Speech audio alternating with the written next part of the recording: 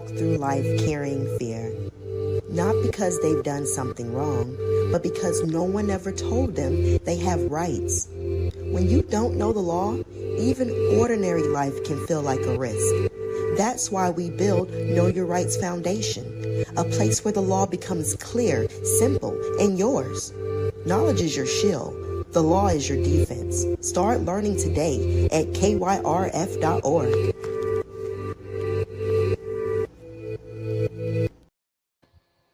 What up, people? Welcome to another episode of the LawCast. This is episode number 2. We skipped a week. A lot of stuff going on, so it's hard to get in here and do these every week. We're going to try it, but if not, it'll be definitely every other week. But appreciate you. Anybody for showing up? Any and everybody who we got in here. Kissed by the Sun. Bro L. Wise was cracking. Crystal Hyde. Darian Cheatham. True Knowledge. Excuse me. True Knowledge. More Clarity. What's cracking, people? So, we're doing these LawCast. It's pretty pertinent, pretty important that we start doing this type of stuff right now. You see what's going on with the police state that they're trying to create. Now, whether you have an opinion, whether it's good or not, that can be debated. But right now, what can't be debated is that Trump is definitely trying to implement a police state. That's what's going on right now. And is what he's doing legal? Like, because a lot of people say, well, it's unconstitutional. He can't do this type of stuff, blah, blah, blah, blah. Well, is what he's doing really unconstitutional? Or is he kind of threading some constitutional loopholes? And what do you do? What do you do? We keep hearing the reports about babies being zip tied and taken out of buildings and stuff like that, even though we have no video or film or photos of it, but we're supposed to believe it. But let's just say that's the truth. And that's happening. How do you defend yourself against it? And how are they able to how is ICE and federal agents just able to do stuff that seems like police officers are not able to do? How do you protect yourself against that? So these are the type of stuff that we got to talk about tonight. This is the type of stuff that you have to know in order to protect yourself and protect your constitutional rights. So this is what we're getting into today. Appreciate y'all for showing up. We know the law is not as exciting as a podcast as when I'm in here just clowning, but this is actually more important than the podcast or the live stream that you see me do on Saturday. Even though I do drop some information on there, but this is what's right here, right now. This is what's gonna save your ass. It's gonna save you from getting tased, or what they call in that realm, riding the white lightning. So that's actually what they call it. When they tase you, they call it riding the white lightning. So you better start learning the law, or you're gonna be one of those passengers riding the white lightning. So we have some people in here today from the Know Your Rights Foundation, some volunteers who's gotten in here and have done exceptional, excelled.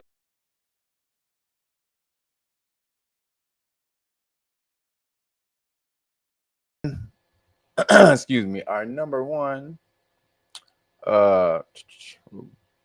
student in here, because she kills it. She's on it every single day. She's always taking the test, mashing out every single day, every week, killing the game, being an example of what it needs or what you need to do in order to master this information. So we're going to bring to the stage Glenda.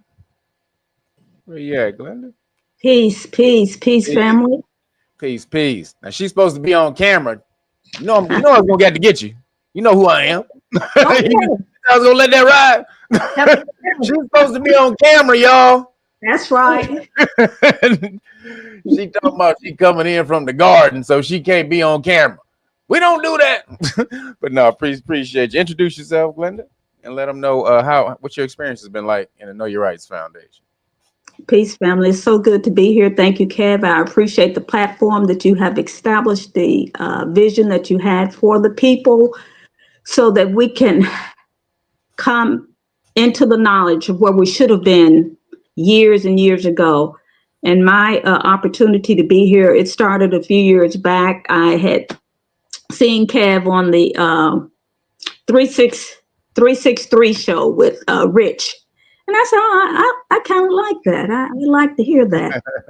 I heard him on there. I didn't follow up immediately, but eventually I said, I'm going to go ahead and follow through. And I followed through and signed up.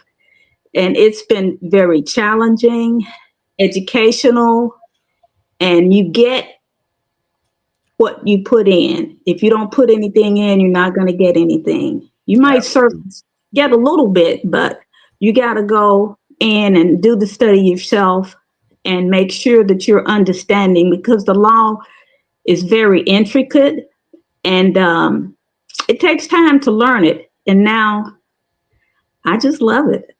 Everything just that I come in contact with, I try to look at it from a different point of view now, and I'm understanding things, and it's just a beautiful thing. It will make you grow and be able to take care of yourself, regardless as to what the situation occurs when you're out about the town or wherever you are. In case the police run up on you, you'll know how to handle yourself to stay out of their custody. So absolutely, it's been a beautiful opportunity, and I appreciate it. Well, thank you, Glenda. Sator, can you take this down off the screen? Thank you. Appreciate you. So the next we have coming to the stage is Brother Charlie. How you doing, brother? I'm doing good, Mr. Kevin. What's going on? So let everybody know what your experience has been like, and introduce yourself. Let them know what your experience has been like. Know Your Rights Foundation. Well, my name is Charlie Cummings. Live in South Georgia, and my experience with Know Your Rights Foundation has been wonderful. So I'll start like this. I took some constitutional law classes and some political classes in college, but coming into Know Your Rights Foundation, I came in since February. It's just like a college course. I told myself once I left college, I would never read another book again in my life. But because I have this interest in the law, and because I want to be prepared, and being prepared is knowing law and knowing civics, and the class teaches and it directs you and pushes you in ways that you need to study. And I found it very fulfilling to study the Constitution here at Know Your Rights Foundation. So I really appreciate that. And the classes are enjoyable. The volunteers are very personable. I like chatting and talking to everyone in the foundation. So it makes it a very wonderful experience. I appreciate that. Thank you. Appreciate that, brother. A lot of people think the law is hard. A lot of people think the law is hard. Let me add. A lot of people think the law. There we go. A lot of people think the law is hard, and it's not really. It can be. I mean, let me say this. Back in the day when I was learning it, I learned before all this social media stuff where you guys can just pull up laws and stuff like that. Like that nowadays, you guys can just Google everything. I had to go to law libraries and all that type of stuff and sit down there and copy the books. I had to make friends with the with the law library what's that person that run the library, the librarian or whatever. And I had to make friends with them, and then have them copy me some of the books and all that type of stuff so I could take home. So back then it was much harder to learn the law because it wasn't readily available. But now, since you can just Google anything and the internet can just pull up the correct information, there's no excuse at this point to not learn the law, especially since you can do it so fast. And so you two guys are a test to the speed at which you can learn it, because you've been killing it. You guys have been killing it. Like you, Charlie, you haven't been there that long, especially as far as Glenda. But Glenda came in and she killed it right off the bat. So again, everybody, it's not that hard. It's not that hard to learn the law. But you do have to be diligent about it. You do have to be diligent about it and be disciplined. But we're teaching you for free in Know Your Rights Foundation. So you have about 3 classes a week, online classes. We do everything like that. There's Sunday classes where you learn with, that's the class that I hold on Sunday. That's the class that lasts about 6 hours. We try to get in there and have fun, but we do learn the law in there. Even though you know me, I'm gonna have fun in the class, but we do try to learn the law in that class. So as far as the topics goes, everybody, so we just run down. Gonna do a rundown of the topics that we have going on today. So we're going to start off. One of the topics is Trump is continuing to expand his police state through ICE, but is it a good thing? Should Trump use the military to stop crime in the hood? That's one of our topics. Then how is ICE doing this constitutionally? So one of the things we're going to talk about is an administrative warrant. What is an administrative warrant? Then the other thing we're going to get into, are Black people being targeted?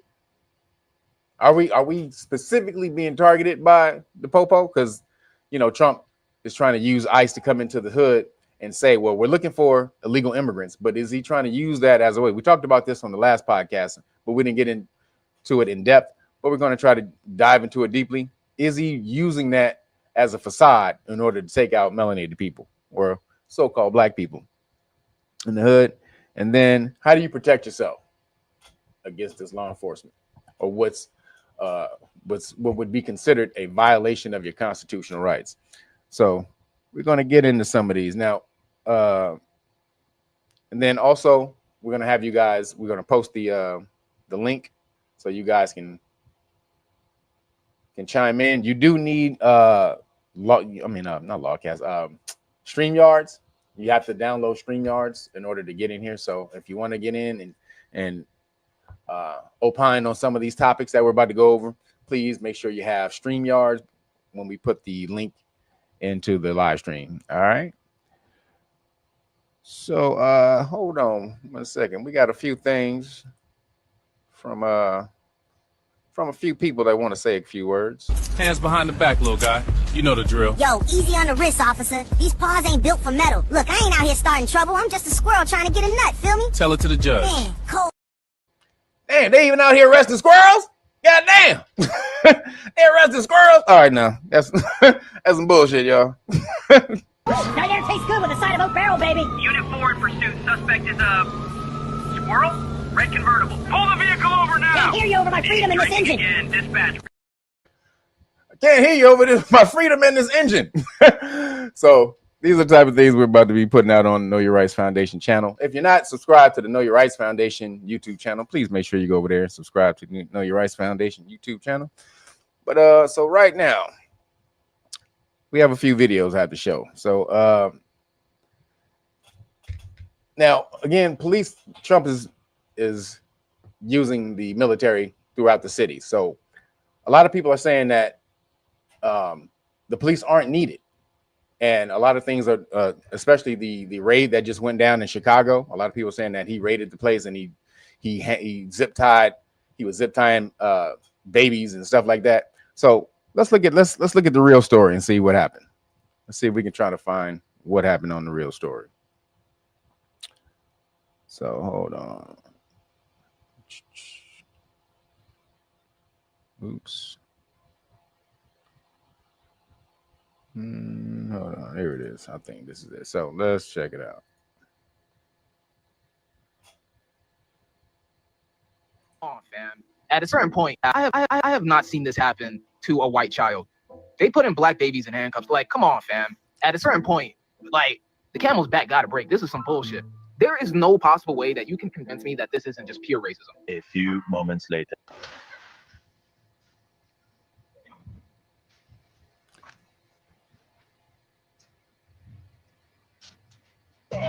So this was the picture that they were trying to show that went around, that went viral, to say that ICE was zip lining babies. Turns out it was a police officer's kid. He got home and he was playing with his kid in the parking lot of their home. And the kid was running and he caught the kid and put him in the handcuffs. So that's that right off the bat. And here we go. Got it. Got it. The last week, because Chicago is off the chain right now. Okay, when you got Mayor Mohawk just doing what he wants and PB&J Pritzker, I mean, what can you say? Now, the first thing I want to get into with the South Shore Apartments is the whole talk about black babies and them being zip tied and arrested. Yes, this was a thing on social media, and it also was a thing on mainstream media, to the point that they're still saying it. Like, I can't believe that they're still saying it. And there's a video by a young man that's been stitched over and over again, showing, I guess, a toddler, and I do mean like a 1-2-year-old, yes, a toddler being handcuffed. And this was their proof to go full throttle with babies are being arrested by ICE. You cannot make it up. Watch. I have not seen this happen to a white child. They put in black babies in handcuffs. Like, come on, fam. At a certain point, like, the camel's back gotta break. This is some bullshit. There is no possible way that you can convince me that this isn't just pure racism. Why the fuck is a toddler, a 3-year-old, being put in fucking zip ties?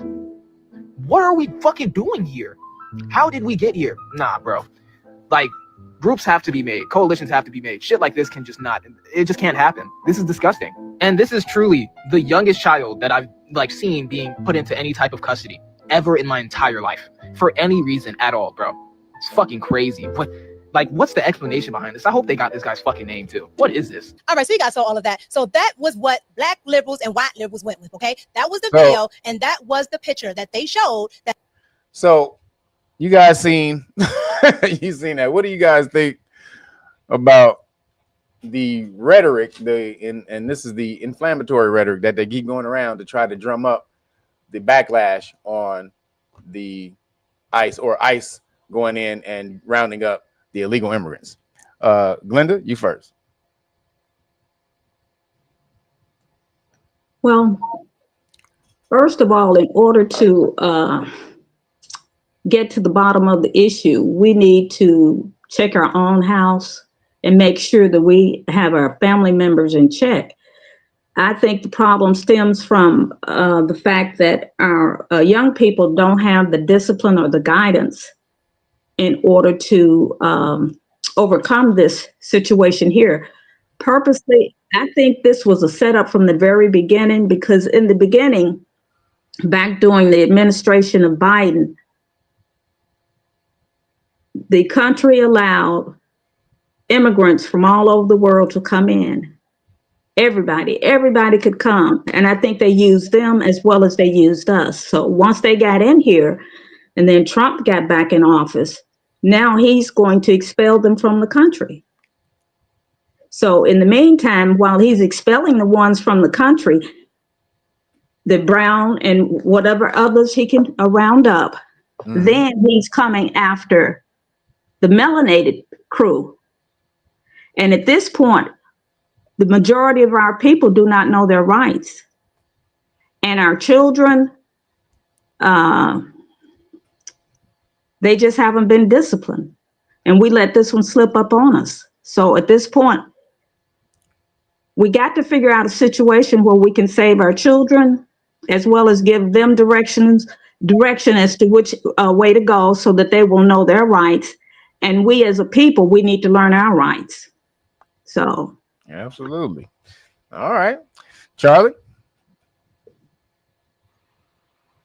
I agree with what Linda said about education, knowing your rights, knowing your constitutional rights. Because if you don't know those, if you are lacking in that area, then you tend to be a little bit more timid around situations that may require you to be able to force yourself, enforce your constitutional rights and not let yourself get trampled over. But I also think that we as a people should be teaching ourselves and teaching our younger people how not to be so emotionally involved in what they see all the time. Because a lot of times what you see is not what they are, especially for this case right here. And I've seen the video, and as it turns out, it was just a video of a dad playing with his son. And so I don't know who the person is that was doing the video, that guy. I don't know if he has any kind of relationship with a news channel or whatnot, but you can definitely tell when there's an agenda being pushed.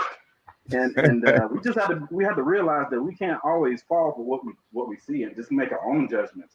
And that's why I say that what Glenda said was important, because if you have that knowledge, then you can have that discernment. So that's how I feel about that. Okay. We have somebody to join the stage. Pan Mulattoism. Pan Mulatto with us? Oh, did he come to the stage? Peace, family. How y'all? Peace, peace. You have something to contribute to the topic? Do you think it's more rhetoric, or do you think ICE is actually going out here and smashing on people for real? And they're just there just happen to be no video of it. What do you think? Well, I'll say this. I definitely support ICE deporting all illegal aliens. Definitely. And I also want to say that I have not heard any accounts of any descendants of U.S. chattel slaves being deported because we are undeportable. But I will say this. I will say that I do not support Black Americans, and I don't even like the term black, but when I say black, you know what I mean. Right, I do not support Black Americans being detained by ICE, but I also have to acknowledge that a lot of this, and I hate to say it, a lot of this is our karma for not only voting for Democrats to bring illegal aliens into our country, not only voting for Democrats to create sanctuary city policies, which are literally Jim Crow 2.0 policies, where we literally vote for selective enforcement against us. But additionally, this is our karma for turning a blind eye to mass immigration. Or in other words, we voted for illegal aliens to occupy our communities. How can we cry now that ICE is coming to our communities to remove the illegal aliens? Right. So exactly. So it's a catch-22. Now you didn't say nothing when it was happening. Now you wanna be crying about it. Well, all right. Let's look at a little more of the video to see what's actually going on. Thank you, Pam Mulatto. That they said, hey, this is what's happening to the Black youth. Okay, little babies as young as 1 and 2 years old are being arrested. Okay, and put in zip ties. You can't make it up. That's what they used. Okay, and the lamestream media ran with it. However, here on the Red Cup, we always bring receipts from the internet because the internet does what the internet does. As much misinformation that they put up, the internet will go find the truth. I want you guys to see the actual fact of where this video and that still actually came from. Because when I tell you, people do no research, they do no research. And they go and make all these videos, and then they go and make people like Abby Phillips and the TDS. Where this video actually came from. Watch. Don't like it.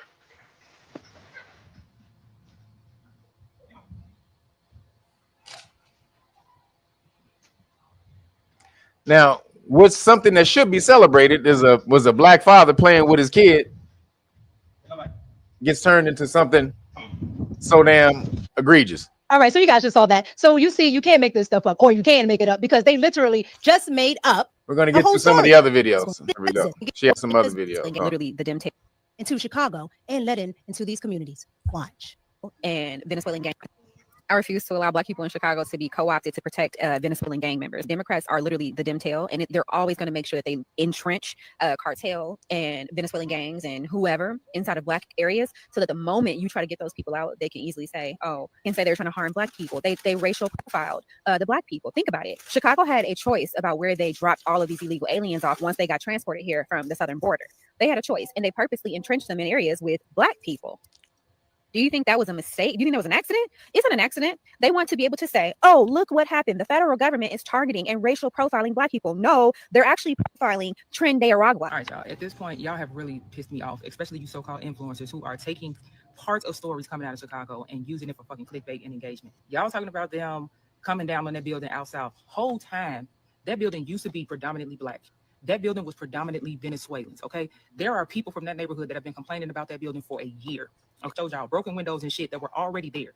These are the things that y'all have to stop doing. Let me tell you something. Black people, again, are collateral damage in this. And all the Black people that are getting mad at ICE and Donald Trump, hold on, you got to get mad at the politicians right here locally. Because it was the politicians right here in your city that decided to dump the migrant issue on the Black community like they do every single time. When they came across the border and checked asylum, they were able to come over into our city and get incentives like medical care, 6 months free rent, free transportation, free childcare. We fed them each and every day. And those people that they were giving assistance to, they didn't go up to the north side and to the white community. All of the people out there protesting that are white, they didn't open up their doors for them, and they didn't want none of the shelters on their neighborhood. Guess where they opened up the shelters? In the Black community. All right, so you guys just saw all of that. You saw now, Homeboy actually had a lot more to say. We'll watch more of his video. But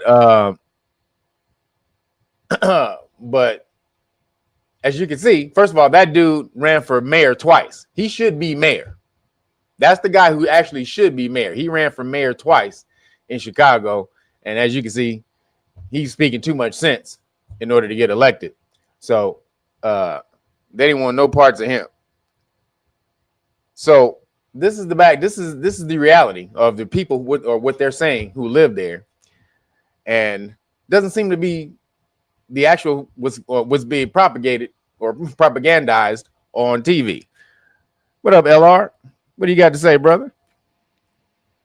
What's good? What's good? I thought I was gonna try to trick you with the name. How's everybody doing? Well, I really, I agree with what's already been said, but I think this is just another demonstration and illustration of why we need to get on top of our game. Get on top of our law game, because if we don't learn our rights and we're not aware of our rights, we're not going to be able to, flex them and use them, and they're just going to run over you, and that's just it. I agree with everything, but the thing is, I really just hope I hate to use this, but look at it as a teachable moment. I know that phrase has been used a lot, but we need to learn something from this, and this is just another lesson of why we need to get away from all the distractions, the football, the basketball, all of that stuff. That ain't getting none of y'all nowhere. Fantasy football ain't gonna get you nothing but distracted.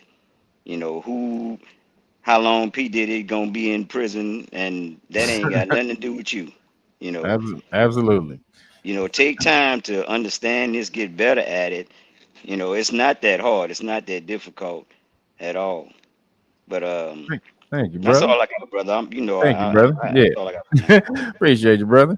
And we have brother, we have Zeph that's on stage. What's up, brother Zeph?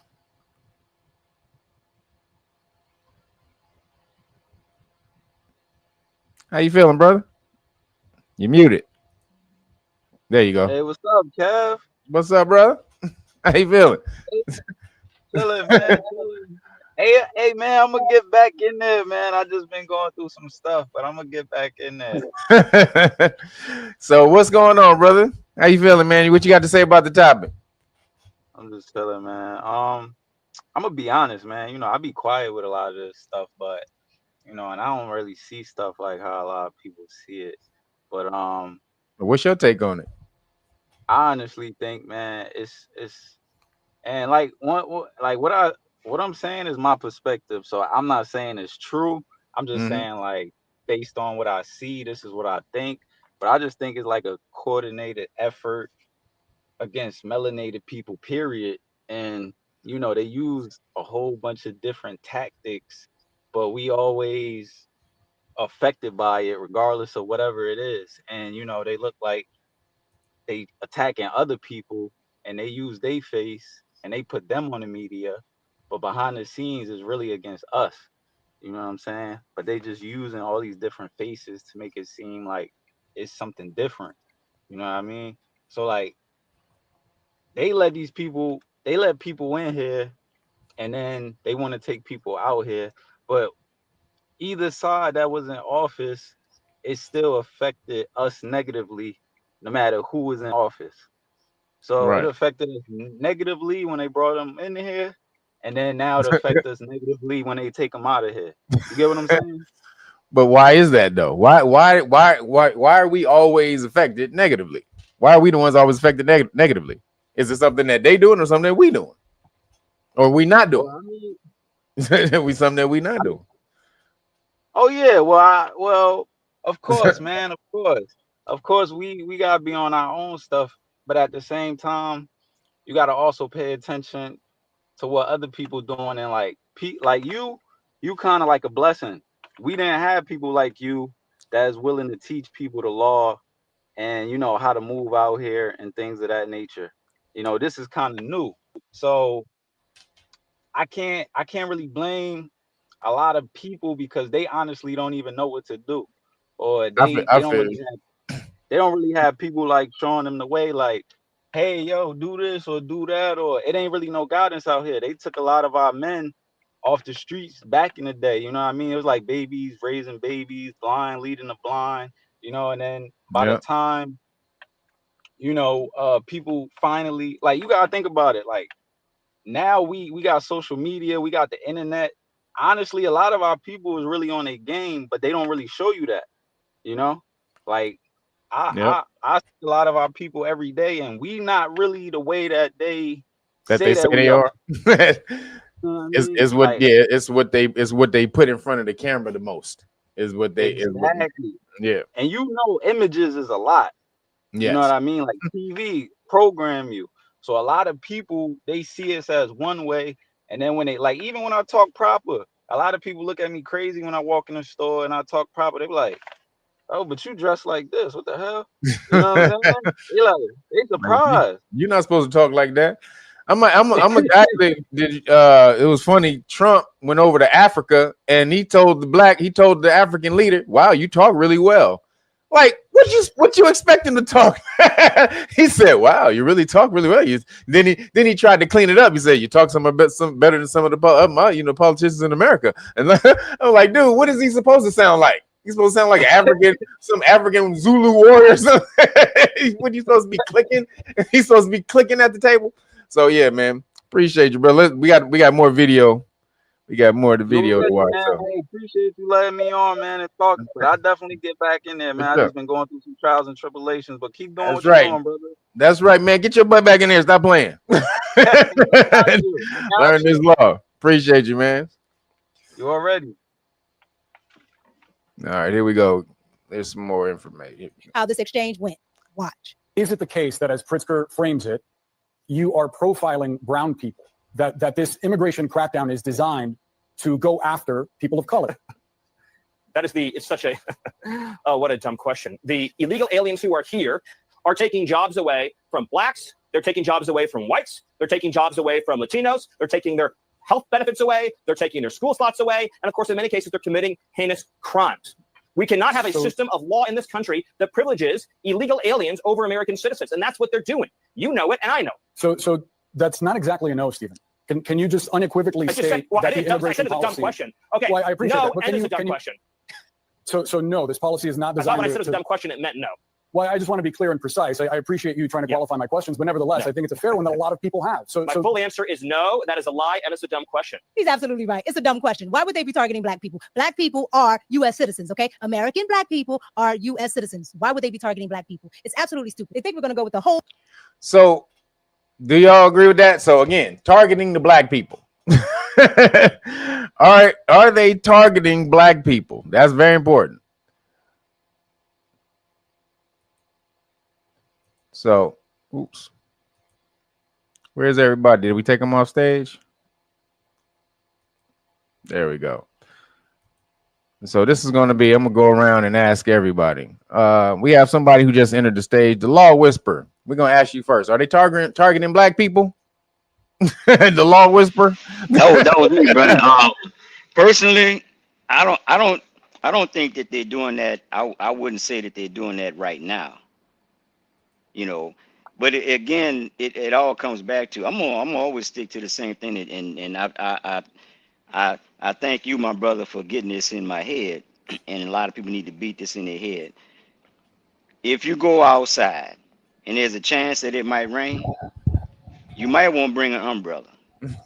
You might just maybe. So if you already know that there's a possibility of you're gonna be accosted. And they do this they get how much, Kev? $600 billion a year these states get back? 600 million. 600 million these states get in order to enforce these quote unquote laws. You got to keep in mind that you got to be able to get with them, using this, not necessarily this or these. Because we don't have an army, so the only thing you have is the power of your mind, and the better you can develop that, the better prepared you'll be. I look at the law as that umbrella that I'm talking about. You get armed with that information, you can you can shut them down sometimes right there at the scene because they gonna know that you're different. They looking for the person who don't know anything, who doesn't know anything. What'd you say, brother? They're looking for the person who doesn't know anything. That's Right. They, you know, Right. the bully wants the weak dude, not the one who gonna smack him back. They gonna move along to somebody else, and that hey, they know what's best for them. They better, because you know, if you try, we coming from your pockets. All right, Charlie, what do you think, Charlie? They No, I targeting don't us? think, Are they targeting us? I don't think. No, I don't think we're being targeted. Not right now. Not right now. I don't think we're being targeted. Now, that's not to say that there's not a position for overreach. You know, that is not being positioned for federal overreach. But in the meantime, what Black people need to do is be smart about it. You know, you don't need to be out there all in the mix when ICE is around. There you go. Man. Clear your record up. You might have some warrants that you don't know about, you know? Yes. That comes with knowing the law. That comes with knowing civics. And that's how you keep those ICE folks and be prepared, like what's been said earlier. If you're prepared, then you don't have much to worry about. Absolutely. All right. Glenda, are they targeting Black folks? Are they targeting Black people? Personally, I think so. I think so. You think so? Oh, you think so? Okay. Yes, because I think it's a roundabout way that they're going about it. And I agree with things that LR stated as well as Charlie. We have to be prepared, because if you got some warrants and you're trying to mix and mingle late at night, and you know that the forces are out there, you should be at home. You shouldn't be out. And you know that it's an opportunity for them when they're passing out this type of money, over $600 million a year, all across the country to the police departments to arrest people. And when the police come out, they're looking for the ignorant and the lack of knowledge. Those are the ones that they can prosper on. So if you study and learn the law and they figure out you know a little something, they'll move on from you and move on to someone else, get someone else they can easily pick off. So it's very important that we... You think they're targeting us? You think they're targeting us, huh? Oh. Yes, I do. I think they're targeting us because once they get that money from the government, the majority of the prisoners end up in privately owned prisons. So that's extra money. Okay. Well, okay. Well, I'll give my opinion in a second. We had somebody else who just joined. What is Roguish Son? Roguish Son. Is your mic? Can you hear us? Yeah, I can hear you. Respect, man. What's up, bro? What you do? My Naga? Yeah, my Naga. Long time no see. I ain't seen your ass in years since you was rocking with Zoe, bro. It's been a minute. What's poppin', bro? Shout out to the homie Zoe. Already. Yes, sir. So what do you think? You think they targeting Black people, bro? I think what it is that we've always been utilized as a portal.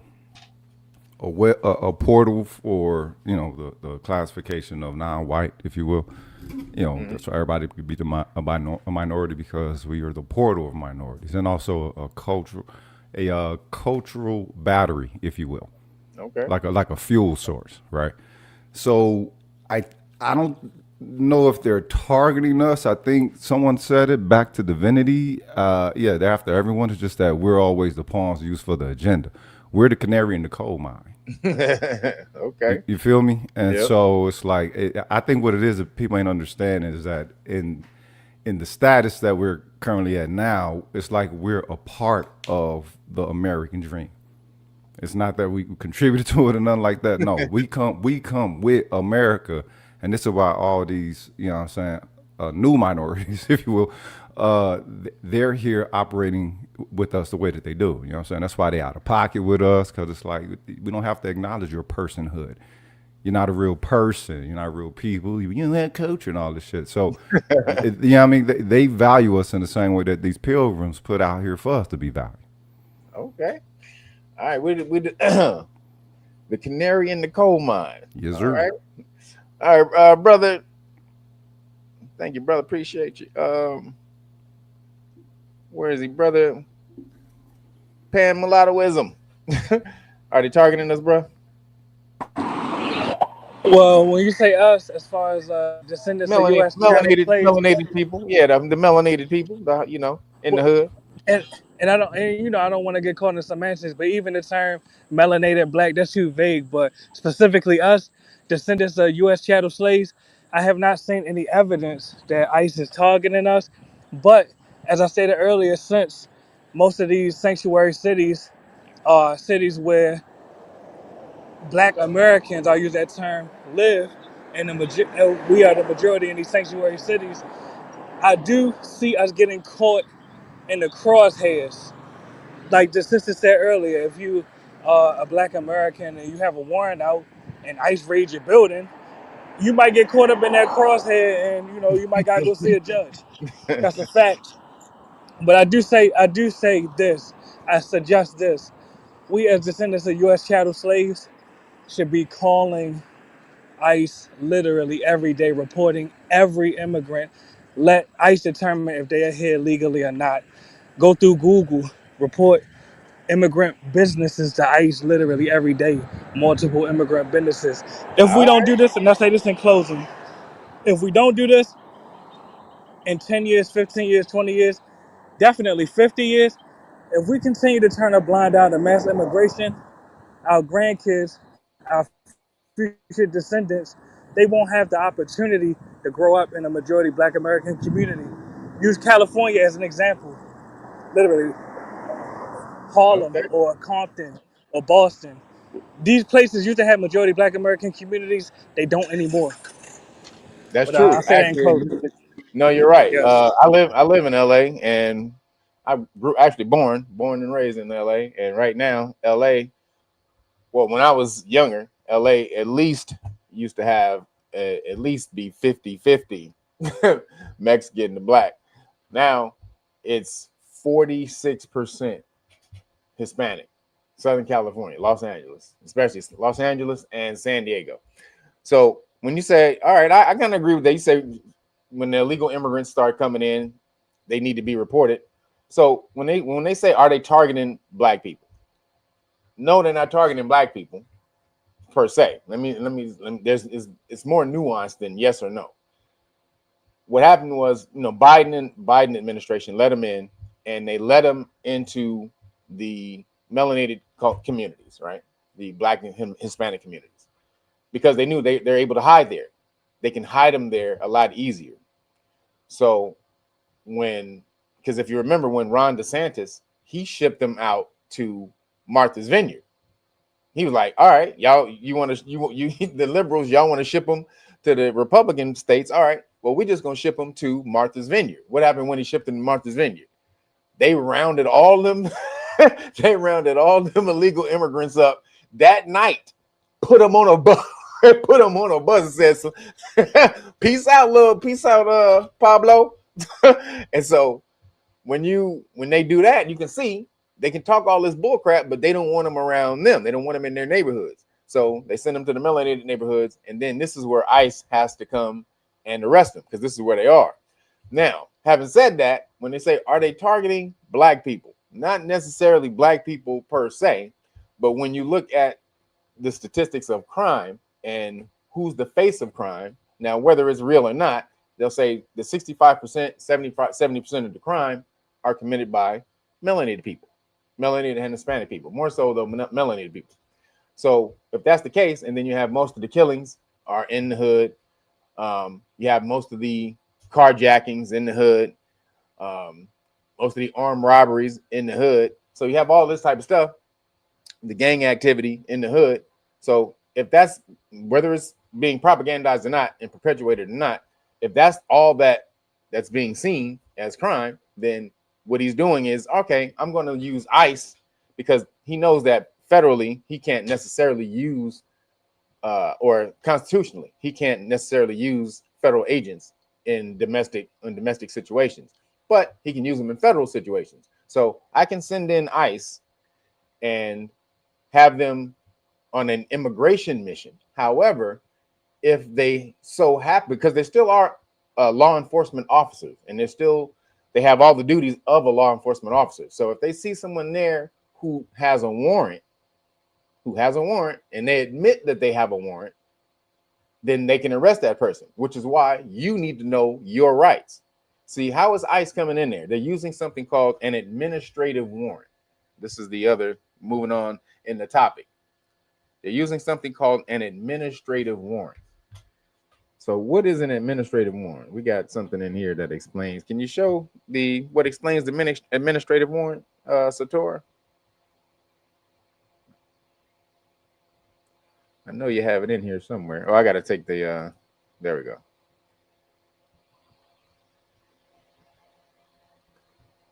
Can you show it? You keep tossing around this administrative warrant phrase. How's it not just a regular warrant, Bev? Because, Harold, a judicial warrant gets run by a judge who checks for probable cause. No judge, no probable cause review.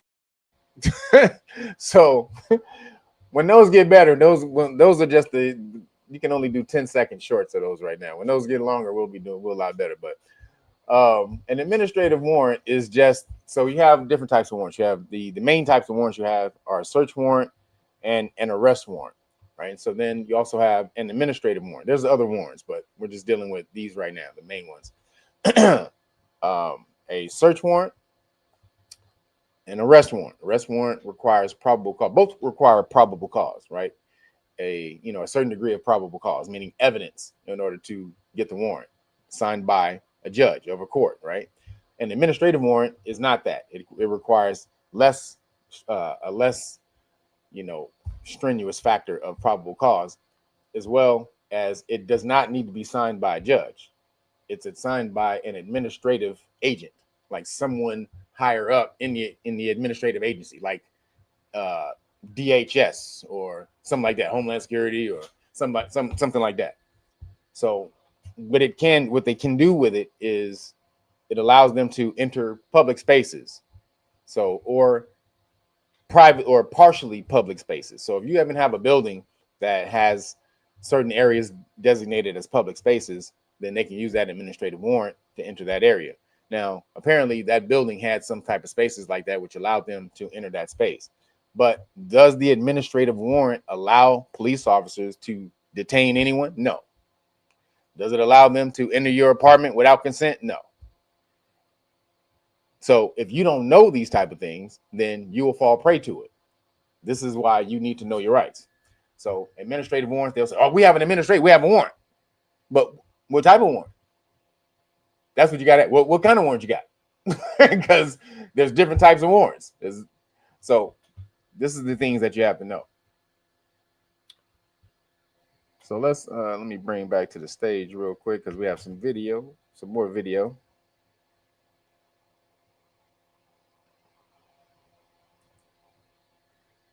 I think there's a little bit more to watch. Hold on. Whole Nazi narrative that Donald Trump is a Nazi and he's targeting black people. When you have Jim Crow Joe targeting black people all his life, okay? He don't like the jungle kids going to school with his kids.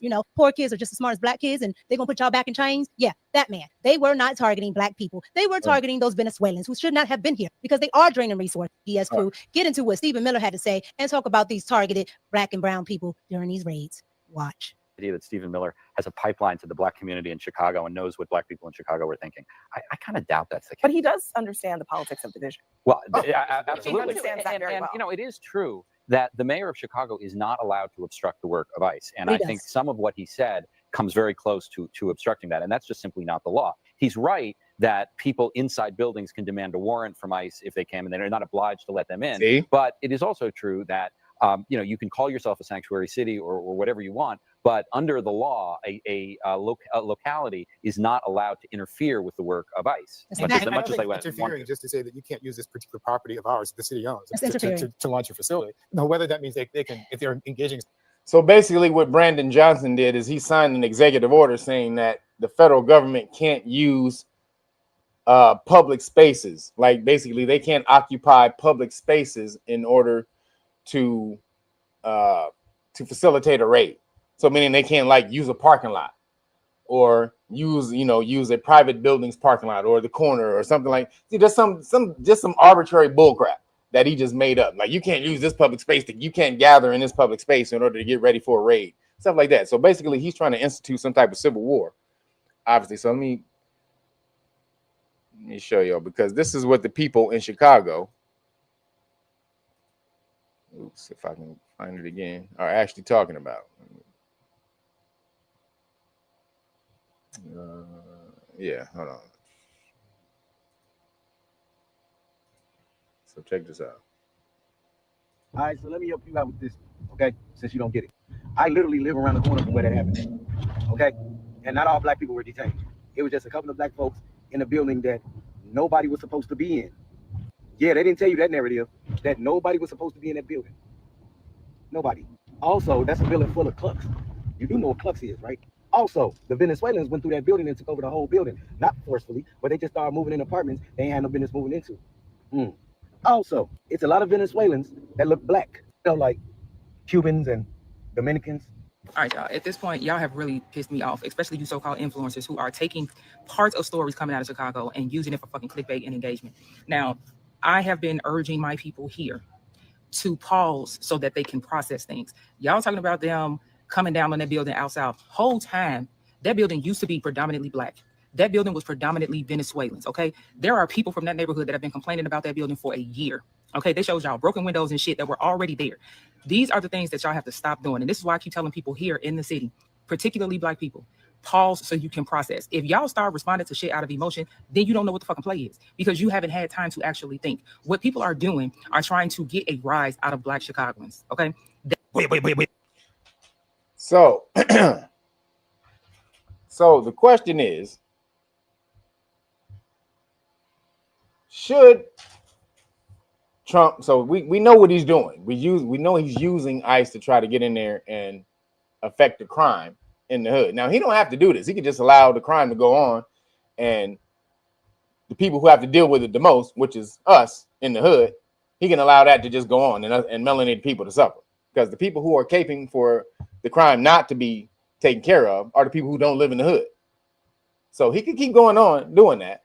But should he allow, or should he use the military to go in and take out the crime? I'm going to allow Roguish Son on this one first. Roguish Son, what do you think?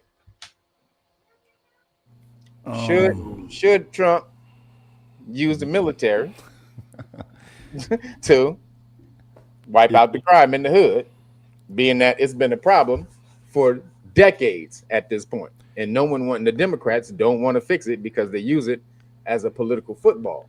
You know what the budget rate is for Chicago, PD? No, what is it? Like $2 billion. See, that's crazy. That's nuts. That's insane. And they can't do it at $2 billion. $2 billion. Yeah. Well, you know, they give a lot of that money goes to those NGOs that they use to help stop crime. So what they say, this is how they do it. They'll say, "All right, we need this money. We're going to give this money to a non-governmental organization. That organization is then going to do what the government job, what we should have done. Yeah. So this is where the money goes. And then obviously somehow the money finds its way back to the politicians' pockets.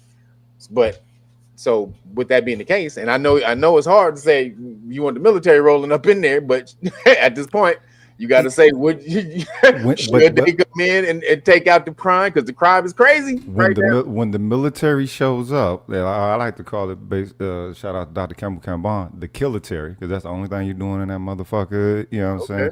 Until the war pop off. It ain't shit to do in the kilitary until the war pop off. And then you see how all the bells and whistles work. Other than that, you're doing fucking space preservation, shining up whatever your tool is or whatever, right? So it makes it more of a war machine, not necessarily for defense. You can't. And they call it the Department of War now. Now, yeah, they owned up to it, nigga. I saw this shit in '97, cause I'm like, yo, what the fuck going on, man? Y'all, nigga, what we do around here, nigga? Next thing you know, y'all said something pop off. Oh, okay, that's where this shit work, like a motherfucking mech, nigga. So is it that a yes or a no? Yes. Nah, you don't want You you gotta don't give me want a the yes or a no. you don't want the military there, because all that's going to do is make these pilgrims feel, you know what I'm saying, more in their ethos. And personally, I think it's supposed to be on. I'm from North Tulsa, Oklahoma, so I think it's supposed to be on. You know what I'm saying? They owe they owe so much, and it's like, all right, you know what? I think perhaps it's their end game. They're making moves to where it looks like they're purposely trying to destabilize their social order. You know what I'm saying? Trump is in there being Richie Rich if he was a real person and shit. Okay. So I'm, you know what I'm saying? I think this is the one to where it's their end game, and this is more tribal. I understand we try to project politics on some of this, but they're making this hella tribal. All right, thank you, brother. Yeah. Glenda, what do you think? Should Trump use the military to come in and smash on the crime? That's a difficult call because I think we as a people, we haven't been on our game, and we have allowed certain things to go. And right now, I think the expression should be let crime grow and expand for profit. That's what the bottom line is to me, because just like the young man just stated, Chicago's budget is $2 billion. And the government is giving away $600 million a year. Why would we want to stop crime anyway? It's too profitable. We need to just follow the money trail. And the people that are suffering are the people that are in the communities. And I always said years ago that the people in the communities, those communities, the melanated people, they're prisoners of war. And the reason I say that is because if you go in that community and do a survey of the business owners, you're not going to find that many melanated business owners in that community, because when the immigrants come over, they get monies to set up businesses. So they're controlling your finances in the community. So yes, they do.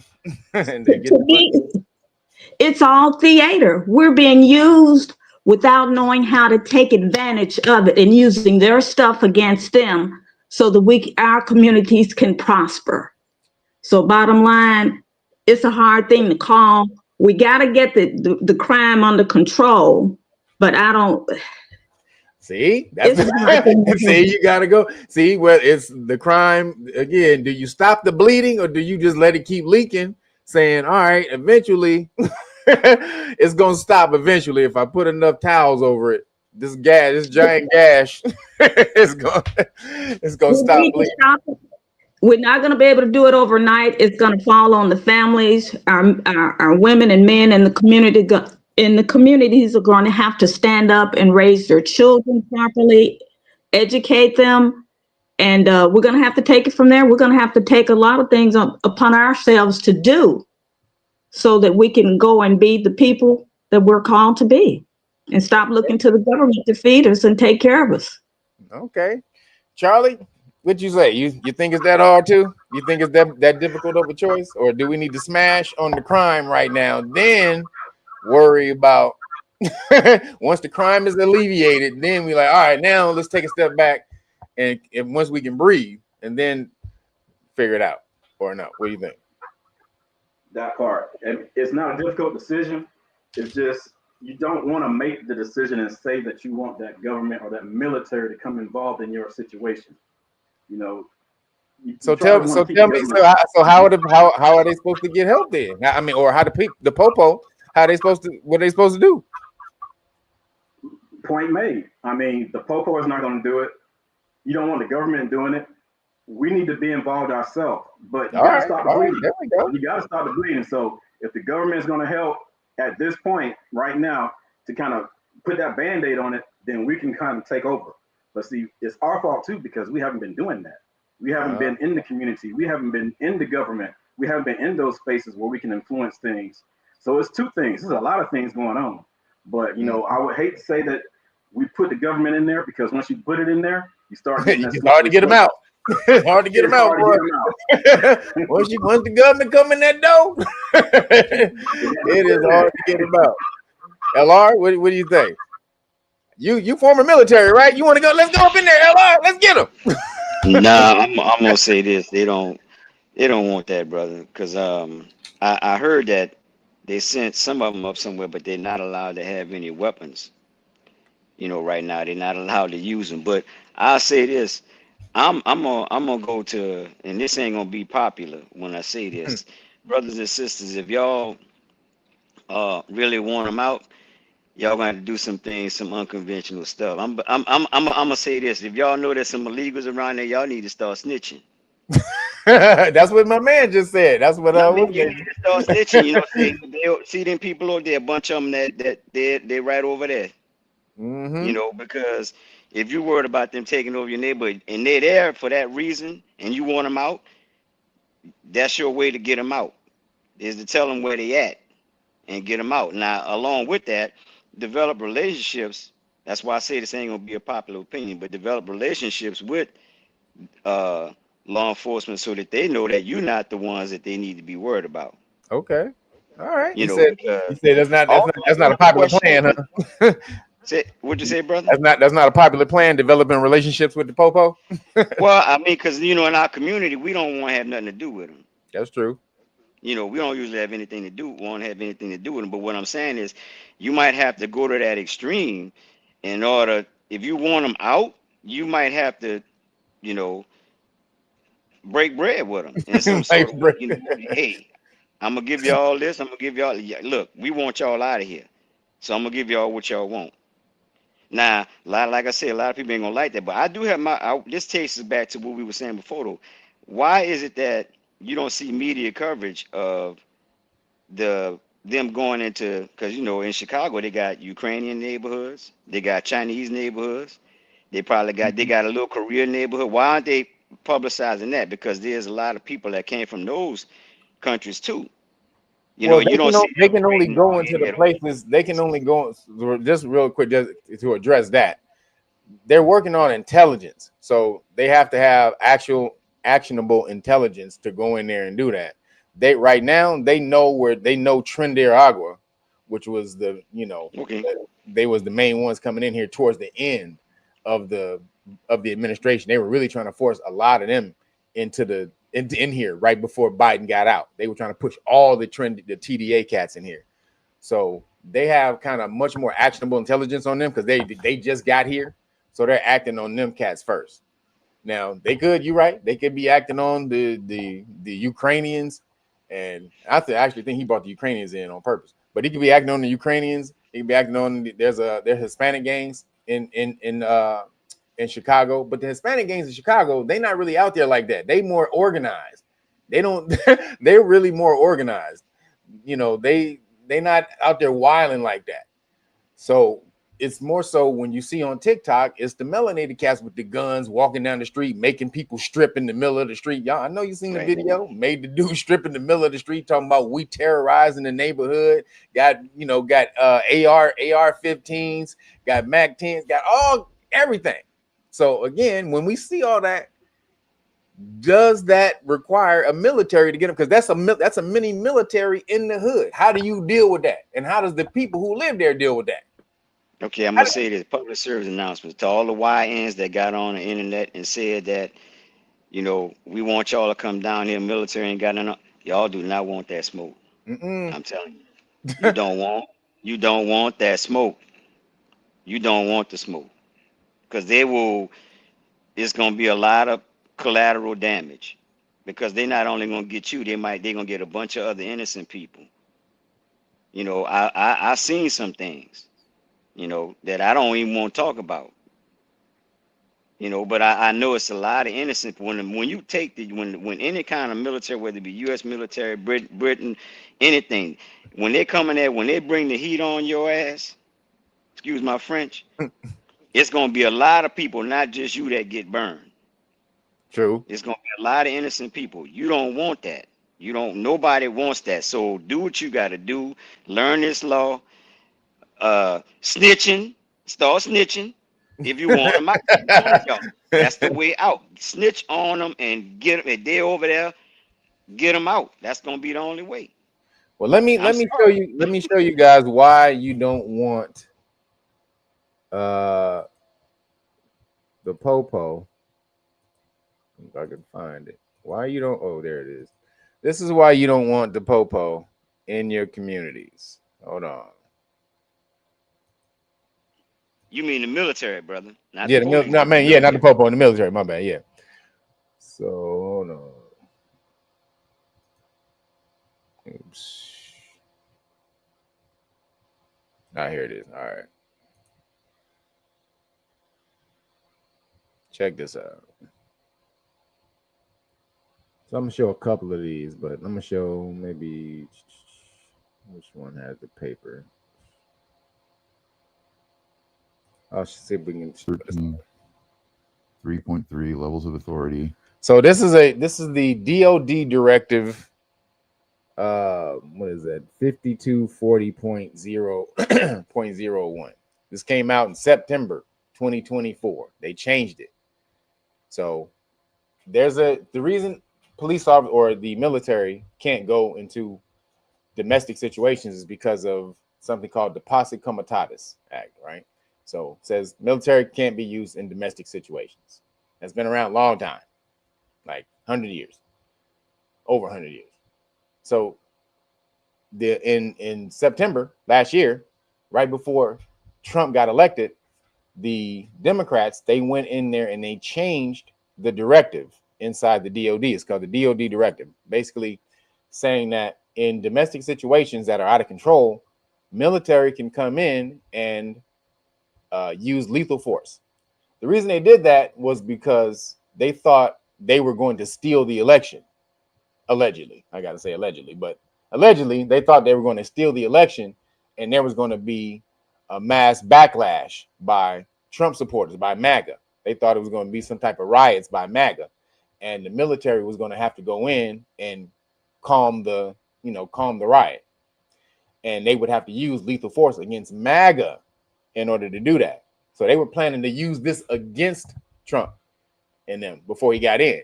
Then the dumbasses lost, and then they handed that power over to Trump. So check this out. Paragraph C, 1 or 2C. Assistance in responding with assets with potential for lethality. Assistance with responding to assets with potential for lethality. That's a word, lethality. Lethality means dead. So just remember, lethality means dead. 13, 3.3 levels of authority. Paragraph C, 1 or 2C. Assistance in responding with assets with potential for lethality or any situation in which it is reasonably foreseeable that providing the requested assistance may involve the use of force that is likely to result in lethal force, including death or serious bodily injury. It also includes all support to civilian law enforcement officials in situations where a confrontation between civilian law enforcement and civilian individuals or groups is reasonably anticipated. Anticipated? Such use of force must be in accordance with DODD 5210.56, potentially as further anticipated. They anticipate having to smash on you. Anticipate. So look, I heard. No, here we go again. You mute your mic, so just so we don't. Whoever's mic is open, mute your mic. Here we go. Restricted based on the specifics of the requested support, and this is coming from the DoD directive or DD 5240.01, dated effective date September 27th, 2024. Bam. So now that we have that, that question becomes a little more, hey, do we want military in the hood? Now that you know that the DOD can kill people, military can kill people, where they weren't able to do it before. That brings a little more light, shed a little more light on it, huh? So yeah. Roger's son is like, I said kill straight up. So they just showed you they can kill you. Now, again, this is the thing though. So that's in there. That's not constitutional. So if it's challenged, it will get thrown out. that DOD directive, if it's challenged, it will get thrown out. However, most people don't even know it exists. So the messed up part is somebody gonna have to die first in order for that to come to light in the hood. The military is gonna have to actually kill somebody, and then they get away with it, and then someone challenge it and be like, oh, that's messed up, and then it'll get wiped out. That's what's gonna have to happen first before this directive gets wiped out, which is messed up. But then that also still says, you know, should the crime not be cleaned up in the hood? It's like, it's the catch-22. Should we let these cats go around with AR-15s stripping cats? Roguish son, you want to say something? Go ahead, Roguish son, speak up. I mean, hey, hello, Roguish? I don't know. All right, there we go. There you go. My there bad. You go. It's just as James put it, like that is an inevitable civil war. So that meant that, you know, this crime thing, that's a red herring.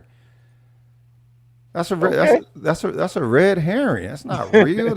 You're trying. Look, I always try to figure out ever since I was a child how if they were to try to occupy, you know what I'm saying, their own territory in the way that they do in, you know what I'm saying, international, you know, outside domestic, what would that look like? And you thought that, okay, maybe, you know what I'm saying, they use, you know what I'm saying, these state appointed mercenaries that y'all still refer to as police or whatever. Or, you know what I'm saying, would they get the veterans or would they get the current, you know what I'm saying, enlisted or whatever? And it's the same thing. It's fear mongering. It's making you scared, and we're always the scapegoat. Yep. You know what I mean? We're always the scapegoat. Always. Ain't niggas tired of being the motherfucking scapegoat, cuz, after all this time? I mean, it's Trump that's sending these motherfuckers here, bro, of all people. I mean, I get it, but it's just the fact that the joke of the fucking puppet and the hollow idol that he is, nigga, can you imagine seeing that motherfucker when you were a kid? And Trump was everywhere, man. He was everything to these motherfuckers. Basically, he was on the lifestyles of the rich and famous all the time. All the fucking time. He was the epitome of everything American to these motherfuckers. And he's the one that's launching this off. It feels like a bad Twilight Zone episode, cuz, for real. Okay. Man, I feel you, bro. I mean, I know the emotion is real too. Well, I tell you, look up the term collateral damage. Yes. That's, if anybody within the summer there's a movie called Collateral Damage, actually, but go ahead. Yeah, watch the movie and actually look up and and find the definition of the term. It's what happens basically when is their fancy way of saying we didn't mean to kill somebody. Yeah, sorry. Sorry. My bad. And that's what happens when they got weapons that y'all don't even know about. Seriously, don't even fathom. So you don't want it. Yep. That's why I'm telling y'all, I know it's extreme. Y'all need to start snitching. So you see right now, we just read off this directive. It said lethality, and they anticipate. Did y'all hear that? They anticipate. Right. So that means they getting ready. That means they already got the ordnance stocked. Yep. And then when he showed up with all those generals, he was letting them know what he already gonna do. It wasn't, hey, wouldn't it be a good idea if we were just send them into the military cities to blah, blah, blah. Look, this is how these programs work, man. They put it right in your face, and they told them exactly what we're going to do. Whether you rock with this or not, this is how this has to move. But this is the funny. This is Biden, though, that did this. This wasn't Trump that did this. That's why I said it's tribal. That's why I said it's tribal. Biden did this, and Trump didn't even do this. Now Trump has it at hand. Will Trump use it? We don't know. But let's see now. So let's see. There's another thing though that just came through, which is, you know, there are forces out there trying to stop Trump. So let's see. Word. All right, hold on. Here we go. And so let's hear more on this, and I'll deliver my reaction. Take a listen. Breaking tonight, a Chicago district judge has temporarily blocked the Trump administration's effort to deploy the National Guard to that area. It comes as National Guard troops have already arrived. Correspondent Garrett Tenney reports on the case from Broadview, Illinois again tonight. Good evening, Garrett. Good evening to you. Based on this ruling, the National Guard will have to stand down less than 24 hours after arriving and being deployed to the Chicago area. Moments ago, federal judge April Perry explained her decision in part, saying, quote, "I have found no credible evidence that there is a danger of rebellion in the state of Illinois." Throughout the hearing today, Perry tried to drill down exactly what National Guard troops will be doing during their deployment, and Justice Department attorneys repeatedly could not answer her in any sort of detail. Perry, a Biden appointee, also questioned the credibility of the administration's claims the Guard is needed because of violent protest at the Broadview ICE facility, asking, what if DHS folks are not tethered to reality in their assessment of events? She then noted that federal prosecutors have now dropped charges against 4 of the 5 individuals arrested for allegedly resisting or assaulting officers. This indicates to me a certain lack of credibility of both your affiant and DHS in general, Perry said. Okay, let's just be clear about something. She says she does not have any credible evidence to prove that ICE officers are being attacked, and this warrants the president's response because 4 out of the 5 perpetrators were let go. We know the way justice system works in Chicago. All they do is let criminals go. You think they were actually going to lock up someone who ran ICE officers off the road? So, as you can see, there's people trying to stop them. So they blocked it. Now, a lot of the people want this to happen, though. This is the mess up. See, this is the thing. We can look on the outside and then, you know, and watch this and be like, oh man, that's jacked up. But a lot of the people in these communities, they want Trump to be there. So are they wrong for wanting Trump to come in there and clean up their neighborhoods? We got to see that, because on the outside we say, oh damn, this is going to lead to something crazier down the line with them gathering more power. But the people who have to suffer these atrocities, have to suffer these little YNs in the hood, they need relief. So like, let me show you. Let's watch this. Hold on. Oops. Is this it? I think this is it. Hold on. Hold on, man. Gotta find them. Here it is. So I showed this last Saturday, but got to see it again. Down on crime and making communities safe. Somebody called him the conservative, the conservative perspective, but that was funny.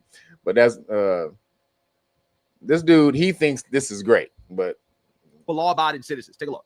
To the Memphis Police Department, to the officers that I see sitting in front of me, we are about to provide you with a level of support you cannot even imagine. This isn't just a task force. This is a all of government unlimited support operation. ATF, DEA, FBI, ICE, Department of War, every resource we have. And they're not going to be sitting behind a desk at a keyboard. We are sending in real cops with guns and badges to go out with you on the street every single night making arrests. These are people who have taken down drug cartels, kingpins, the worst criminal offenders in the United States, standing with you shoulder to shoulder to shoulder. All we ask from you is to show up at roll call every single night with your brothers and sisters in the federal government and to go out and get the criminals off the street. And if you do that, I pledge to you, we will liberate this city from the criminal element that has plagued it for generations. This is not just a strategy shift. This is an attitude shift.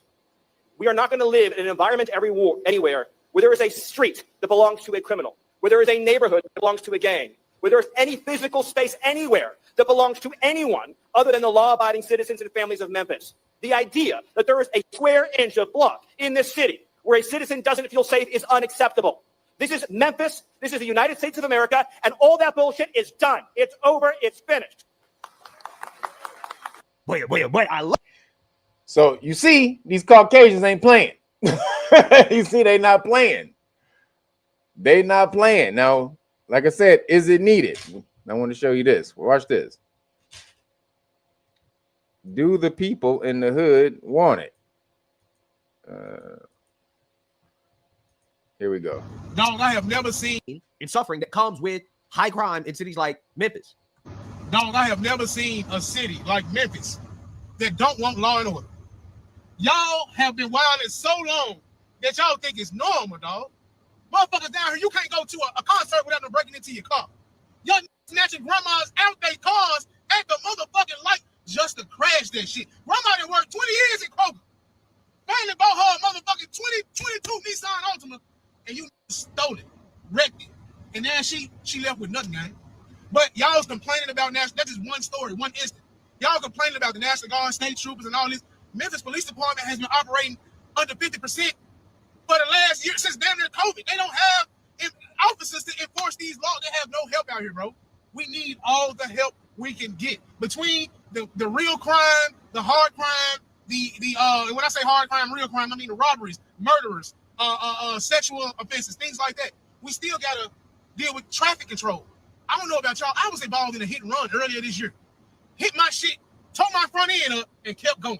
MPD still ain't caught them, okay?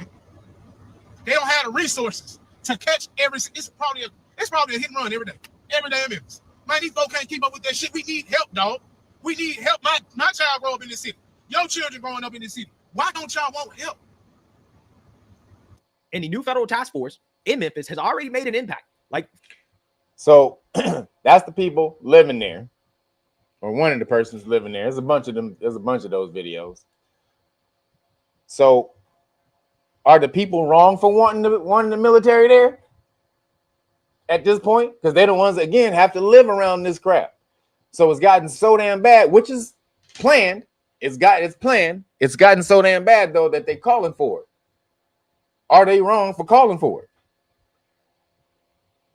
Glenda? Yes. I don't think they're wrong for calling for it because they have been deceived.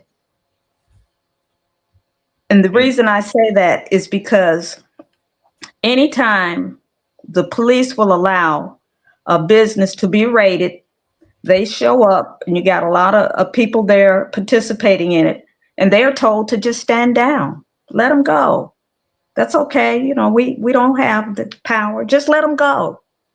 And then people get murdered and they'll just let them out. You know, they'll just come back to trial. We're going to have your hearing next Tuesday. Just show up. So I think this has been orchestrated. As I said earlier, it didn't start with the Biden administration. This is something that has been building for years. So we're at a point now where we're begging for daddy to take care of us. And he's not concerned about you. It's not to your benefit. I know we need to correct the problem, but I think it's upon us as a people. We need to go back and set some parameters in place. It'll take a little bit for us to do it. But once the military get there, they're not leaving.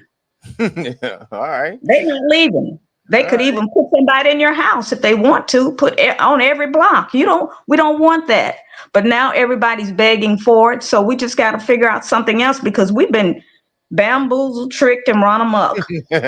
All right. Thank you. Thank you, Glenda. Zeph, what do you think, man? Are they wrong? Are melanated people wrong for wanting the military? Did he leave? Did he just leave his thing on and just left us in there? All right, he not here. He left the car and left it on the all right, he not in here. Excuse me, Charlie, what'd you say?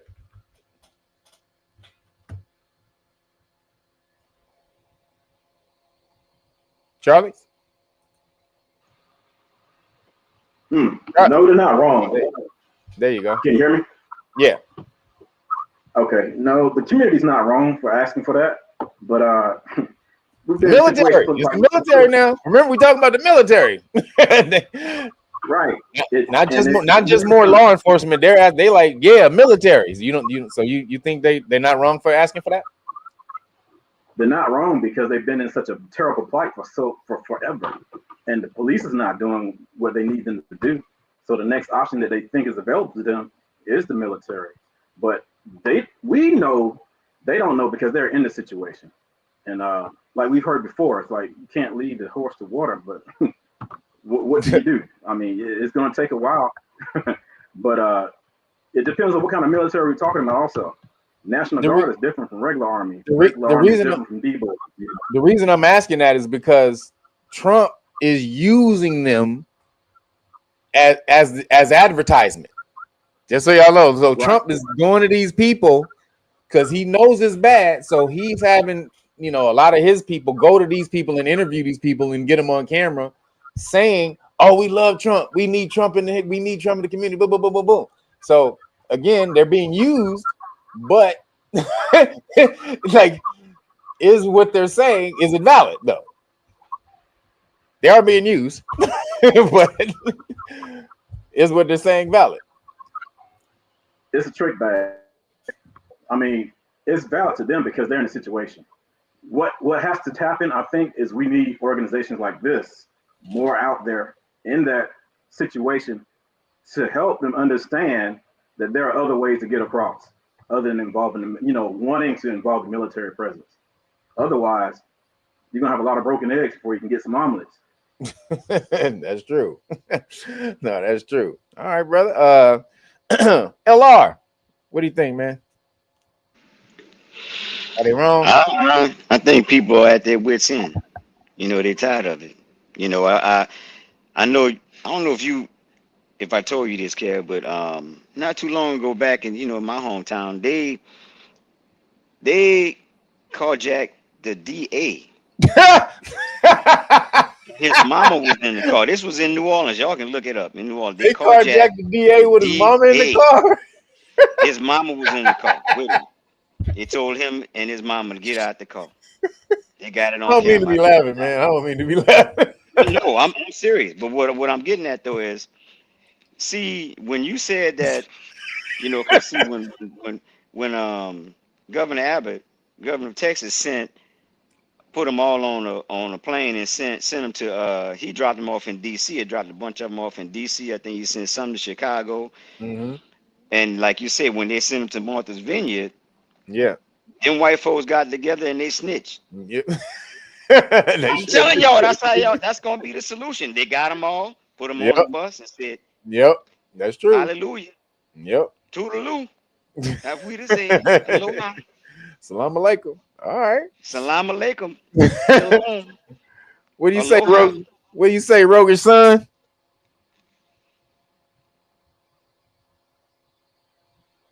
You muted. Unmute. There you go. Unmute. All right, there we go. I think this is the thing, man. The city is the cause for the degeneration. You only have. Hold on. They getting their asses whooped, bro. Okay. Yeah. So the thing is, they shouldn't have trusted in the system as well as they did. If you're talking about the youth now, you got to remember. You know what I'm saying? When Trump made his move, you start off in D.C. talking about, okay, we're going for the crime. Right. And who is it? Okay, we'll say the YNs or whatever, right? All right, then what age though? I've seen some I'm here in Dallas, right? And I've seen some as young as like 14 homeless out here.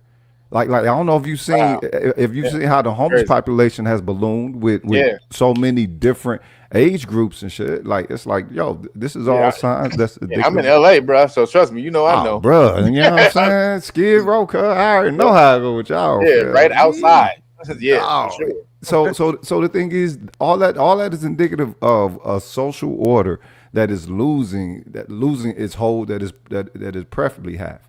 The thing is, I think all of this in the advent of BRICS, what BRICS on the world stage has done to the United States preference of America's positioning within the world, and that's affecting the dollar, and that's affecting everything. So they taxing the people. It's a fuck you pay me type of situation with the people.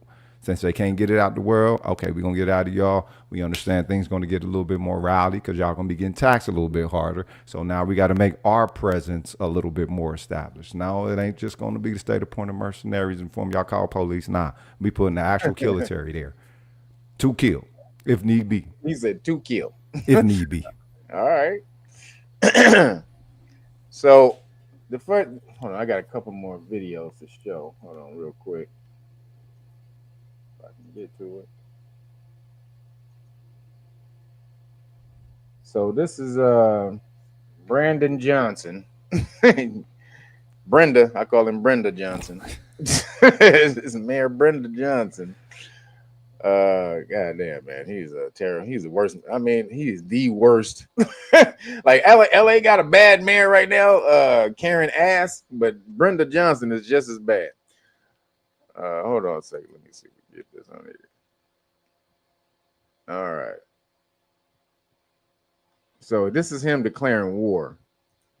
So let me get to that point. Kids, okay, there's no evidence because the president of the United I said meant to. So he said he's saying the word civil war. So he's invoking a civil war, which is crazy. Make parts of Chicago, quote unquote, ICE free zones. I said very candidly that the right wing in this country wants a rematch of the Civil War. I want that to sit in right now, because the president of the United States of America has declared war on the people of Chicago and people across America. That's right. He's more interested in giving billions of dollars to other nations, while farmers in urban cities around this country are. Didn't he just give hundreds of millions of dollars to illegal immigrants? Wait a minute. He just gave hundreds of millions, billions, actually. Billions. Yeah, billions. That's right. Billion. That's right. Over $1 billion to illegal immigrants. And you talking about that's why they broke. Yeah, you tripping, bro. Come on, man. Stop it. Are literally being destabilized. And so whether it's the legal system, whether it's through executive order, or whether it's through the brave women and men who are serving as rapid responders, we literally have people who are volunteering in this city, on the southwest side, the northwest side, all over this city, to make sure that we're protecting children from being separated from their families. And we're talking about volunteers who are literally putting themselves at risk of being shot and killed by the federal government. And so whether it's the legal system, whether it's our continuous struggle for liberation through organizing, and whether it's through executive action or whether it's through law, it would be nice if we actually had lawmakers in Washington that would actually hold this president accountable. And if they won't do it, then the city of Chicago will, using every single tool that's available to. So it's all Trump's fault. He's not doing anything to address the crime. Not a damn thing. He has hundreds of officers guarding him. So does the governor. Both of them got hundreds of officers that are assigned to them. They rotate in and out. But so you get police protection full up. They got, and outside of his house, they got 3 police cars outside of his house at all times. 3, no less than 3 outside of his crib at all times. So you get the police protection, but no one else does. Okay. So do we see the double standard that's going on up in here? And then how do we protect ourselves? Charlie, how we protect ourselves, man? We got to look into ourselves. I know it takes time, and I know that things may be hard, but we can form our own police. You know, there's nothing wrong with that. That's true. That is a solution, people. Everybody out there, you can form your own security force. And I don't know if you guys remember the guy I had on here, the Officer Trey. Officer Trey has his own, and he serves Texas. And they ask him, the government ask him a lot of times to do security jobs. They asked him to guard Trump, his first administration. He actually said no. He refused because he hates Trump. But they asked him to guard Trump, this first administration. So you can do this, and this is what's going to be a better option than having, the melanated kids in the hood constantly being harassed by people who don't look like them. So, okay. He says more police. LR, what's the solution? How do we protect ourselves, man? Yeah, I think you got to get down to the root of it. The root of it is this: we aren't engaged civically anymore. We have no idea what these people are doing in office. There need to be some more watchdog groups that are created to go and find out where all this money is going, because they're getting all this money from the police, and then they say, we don't have enough money to hire no police. We short on police. We need more money. Yeah, but you gave $1 billion away to all of these, illegal aliens on EBT cards and housing vouchers. So how you going? They need to be some sort of accountability. I think Trump will be well served by sending in some sort of federal auditors, some auditors to audit not only that's a good idea. The city of Chicago, but all of these places where they're claiming that there's a crime problem and they need money for law enforcement, and they can see that, okay, we got this much money going in, and you claim you still got a crime problem. Where's all that money going? That's a great idea, actually. That's what needs to happen. I mean, and he was talking about that. He actually said he was talking about that, but nothing ever came from it. And snitching too, Kev. Don't forget that. I ain't gonna let it go. It worked for them white folks, man. All right. Rogue's son, what's the solution, bruh? How we protect ourselves against the popo and the Fed? Both law enforcement, the state and Fed. You muted. Make sure you take your mute. There you go. You good. All right, Now there we we got go. you. Let's take forever. I don't think you can. I think the thing is, I think this has been a window. Mm-hmm.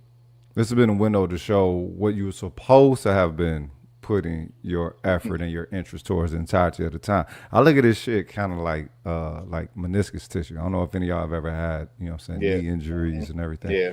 Scar And tissue. you feel me? And the issue with meniscus tissue is that, you know, those of you who bone on bone, y'all know, but those of y'all who don't know, there's not a lot of blood vessels within meniscus tissue. And blood is the life force, right? That's how you get the regrowth and everything. Well, that's why it doesn't happen there, because that means it's supposed to be more of an integral situation to begin with. You're supposed to maintain the desired integrity and the desired polarity of all that, right? Most of the time, we just been trusting in this whole ass hate a nigga system, bruh. So I don't, you know what I mean? I don't see what melding together to do what, you know what I'm saying? To reestablish something that we was trying to reestablish 30 years back or something. I see this almost like gangrene. It's not something that you just can mend and then get back in the race, get back into the circulation. You feel me? Okay. All right, brother. Glenda, hold on one second. Let's see what Martin Luther King I got have to a dream that everyone will visit and join KYRF.org. Martin Luther King said, you got to do is join KYRF. Glenda? I think that dream has turned into a nightmare. However, go back to Stephen Miller when he was on the platform in Memphis talking about what they're going to do every night. He said every night at roll call. What are they doing during the daytime? Why is everything happening at night? That's my question. But anyway, get back to the situation at hand. We got a lot of work to do. And if we allow the troops to come into the cities, it's going to be the foundation for the police state.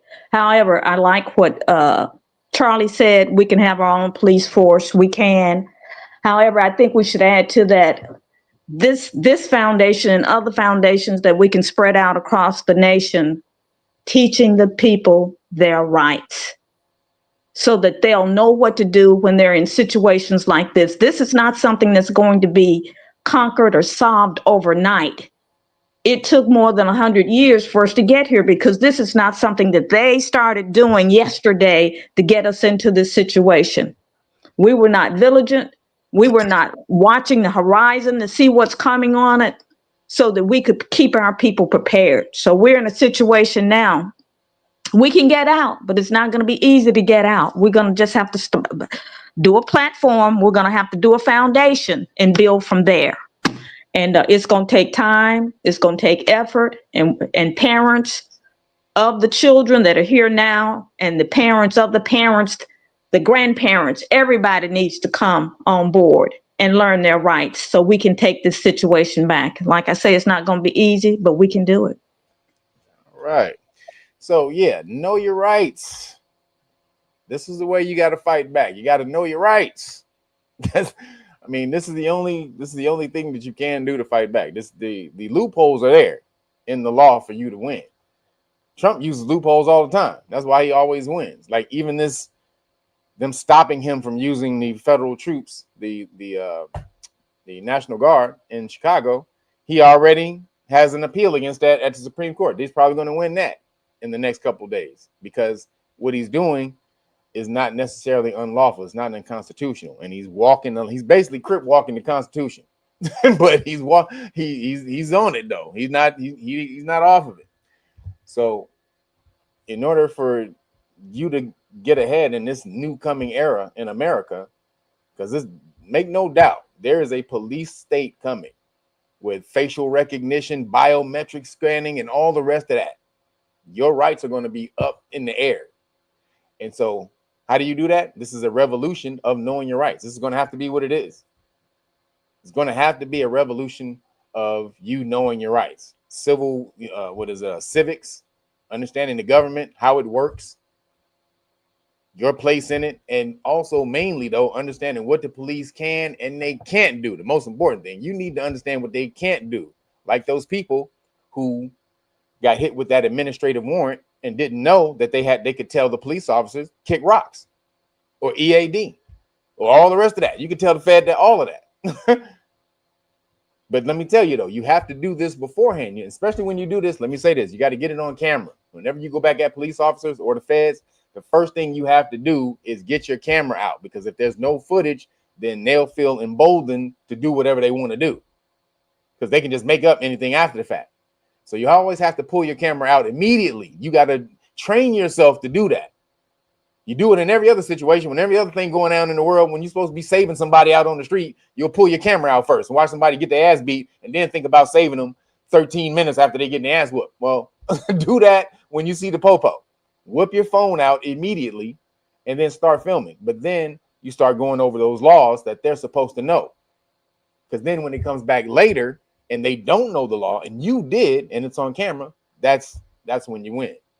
So again, camera is always the equalizer. That's the very first thing you have to understand, the equalizer. Get a dash cam when you drive for driving, so they don't make up stuff when they stop you. So you didn't have your seatbelt on. I stopped you because, and you know you had your seatbelt on.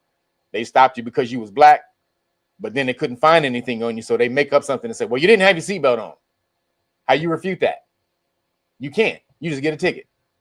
Or you can say, well, my dash cam will show when we go to court that I had my seatbelt on. Well, we're just gonna give you a warning this time, okay? Just make sure. Like, yeah, that's what I thought. So this is how you fight back. You have to fight back by knowing your See right. there, little guy. Zip tie's not too tight? They're fine. You know the charge, ma'am. Yeah. Being profiled in a nut-heavy Can't area. believe that's a real thing. City ordinance. Let's load them up. Don't worry, boys. Don't get profiled like the squirrels. Don't get out here and get profiled like the squirrels. You don't want that to happen. But if you don't, get over here. Too many people walk through life carrying fear. Not because they've done something wrong, but because no one ever told them they have rights. When you don't know the law, even ordinary life can feel like a risk. That's why we build Know Your Rights Foundation, a place where the law becomes clear, simple, and yours. Knowledge is your shield. The law is your defense. Start learning today at KYRF.org.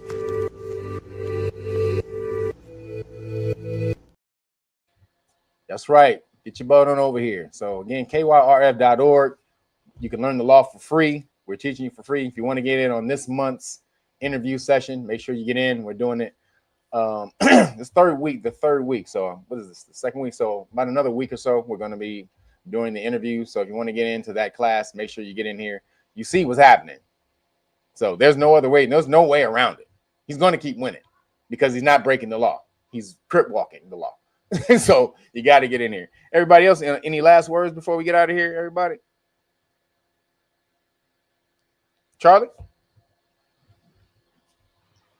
Yes, sir. The main thing is, people, we got to know the law. And the law is going to be our Bible. The law is going to be our shield. Also, what's coming with knowing the law is knowing your constitutional rights, like the main ones, the First, Second, Fourth, and Fifth Amendments. You need to know how to use those to protect yourself. You need to know how to interact with the police, know what the police can and cannot do. Yes. Get involved in your local politics. You need to know these folks so they can know you. Make yourself known. Know how to work yourself in court. And like you say, record everything. That recording is going to save your life. Yes. Absolutely. Thank you, brother. LR?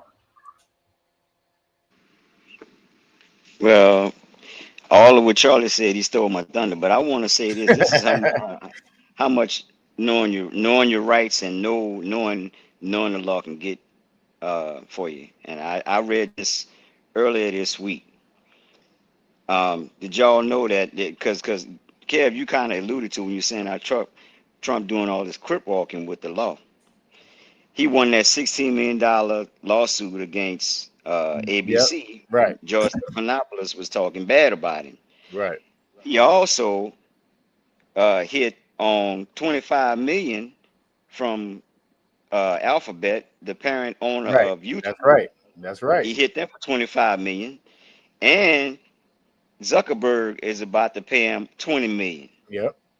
And then he even hitting Elon for 12. Because that was when he didn't own X at the time, but he sued X also. Mhm. So this man is. Well, you want to talk about the King Crip Walker? Oh. Yeah. I'm telling you, he uses the law. Everybody thinks Trump breaks the law. He doesn't break the law. He uses that shit. I'm trying to tell you, his sister is a federal judge. Flame, you can have this law. Learn this law is like Gensu knives and nunchucks against these police. It is. You know, you learn this stuff. It's like garlic to them because they don't sometimes know what they're doing.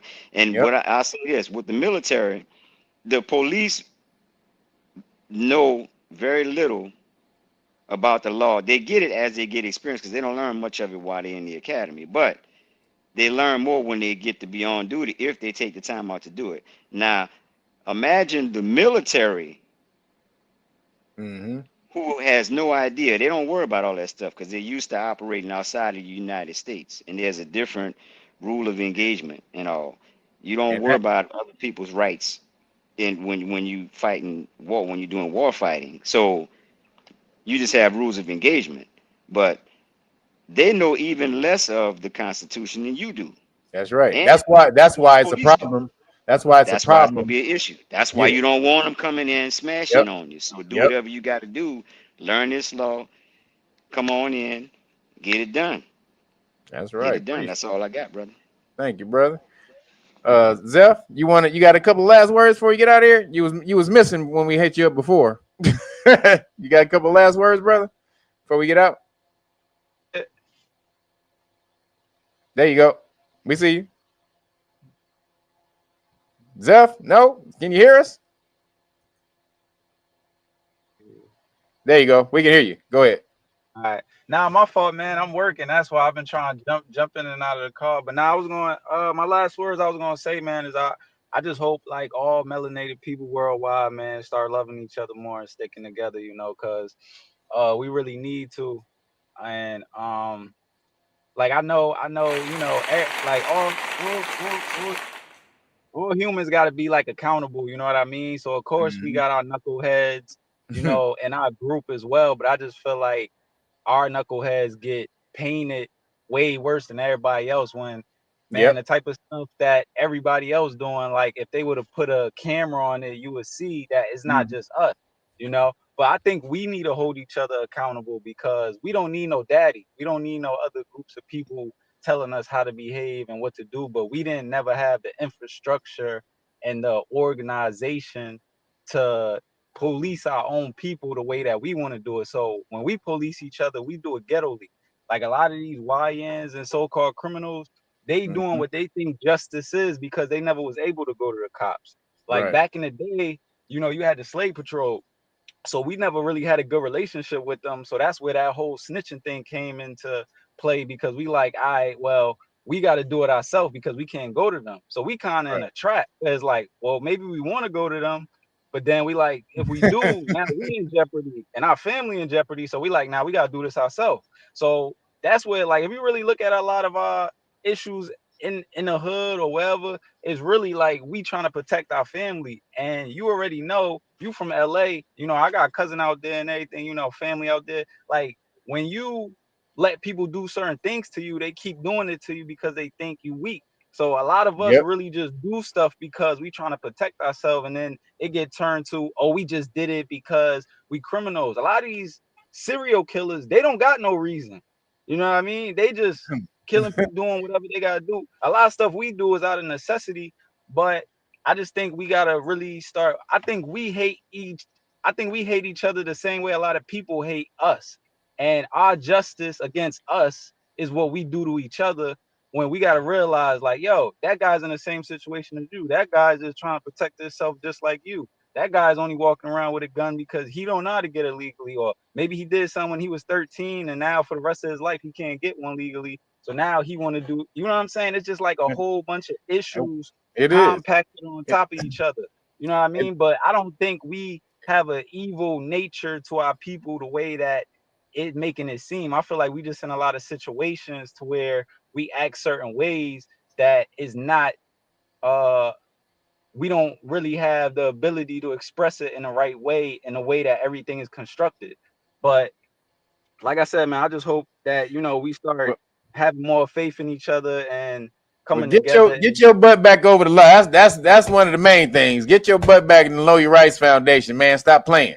I will, brother. I will, brother. Stop playing, yeah, boy.